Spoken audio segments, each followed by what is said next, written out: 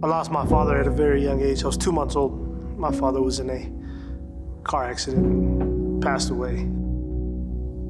I started blaming God at a very young age, because I felt God took him away from me. I always had the question in the back of my mind, well, if my real father was alive, maybe things would be easier. Pre-teen years, I was introduced to pornography at a very young age. And around the same time is when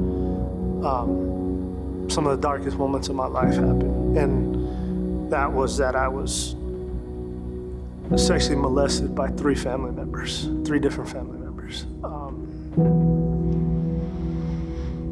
And I felt very alone. And again, I blamed God. It hurt me, and I was just like, well, if he's this almighty God, why is he allowing this to happen? Like, I just felt empty, I felt alone. Still being angry at God for taking my father, like that wouldn't have happened if my father was alive. I just wanted to die. I had suicidal thoughts. There was times where, I would hold a knife just thinking I could end it all. And then at the age of 17, my stepdad came to my mom and said, hey, you're gonna have to make a choice, either me or your son. And she said, I'm choosing your stepdad. And basically kicked me out of the house. Finished high school, and then I left home, joined the Marine Corps.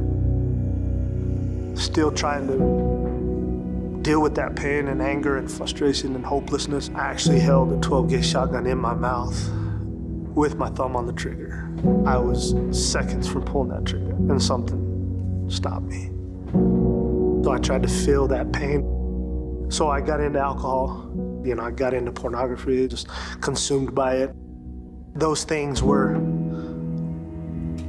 temporary cover-ups. It took that hurt away. So I did 5 years in the Marine Corps, got out, and shortly after getting out, I met my wife. Still with alcohol, still struggling with pornography. I just felt lost. I felt like all this stuff isn't going away. I started looking for a church, just trying to find God. And every church I went to, it would draw me away. My wife actually, when she saw my frustration, she invited me to a church that she had attended. January 2009, there was an evangelist that was speaking. And it was like God talking to me. And basically what God was saying through him was that, do you remember when you felt alone? When you were being abused by your family members? Do you remember when you felt alone when your mother turned her back on you? Do you remember when you were angry at me for all those times and for thinking that I took your father away? Do you remember when you said every curse word in the book to me and that you hated me? You didn't want anything to do with me. He said, I was there. I was holding you in my arms, telling you it's gonna be all right. We're gonna get through this. I love you. And that broke me. Because I know what I said. I know what I felt about God. I hated him. But yet he's telling me he still loves me. God was basically saying, you may have lost your dad. You may have lost your mother. But I was your father. And I will always be. That's why I sent my son for you. And I gave my life to Christ at that moment. And it was like this huge weight just off of my shoulders. Like, it was like a freedom I had never felt before.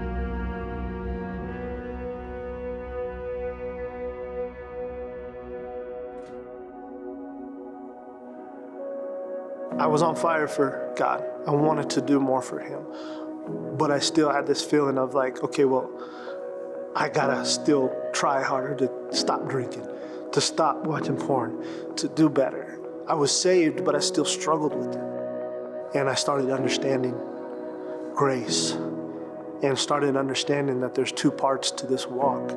The first part is your salvation, and the second part is working your salvation out through your sanctification. You know, allowing God to take care of those things. He didn't want me to do anything extra for him. He had already done it on the cross. All I had to do was fully accept the cross. And once I started doing that is when those things started drifting away. The desire to look at porn, the desire to want to pick up alcohol. And it had freed me from that.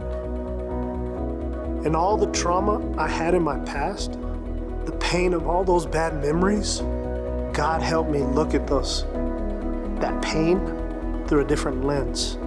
And it didn't hurt. The thoughts were still there. The memories are still there. They're gonna be there till the day I die. But the pain associated with those thoughts was removed. God took that pain away. Fast forward to worship night, September 2021, I got baptized here at Plum Creek. And it was my way to say, hey, I'm made new. I was made new through the cross. But you continually to work on me. He is a great God. He never left my side.